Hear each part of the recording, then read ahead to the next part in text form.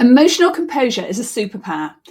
If you are easily provoked, then you are easily controlled. The ability to maintain our composure, even in the most challenging of circumstances, is a skill that can transform how we navigate our personal and our professional lives. It is that ability to remain calm and collected during stress, pressure, and difficult situations, irrespective of our insights, colour preferences. So it's not about suppressing your emotions or a lack of vulnerability. It is about the skillful management of emotions, thoughts, and actions.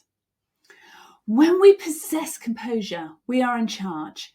We have high quality interactions with others and we make better decisions. We work with a clear mind and we work in line with our values rather than making impulsive decisions driven by fear and frustration.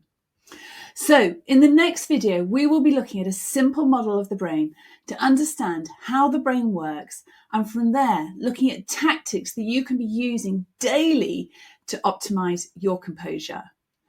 In terms of insights, this is about how we bring more of our good day behaviors to more situations, and how when we get triggered, we manage some of those bad day behaviors and we have an impact that may be less than useful.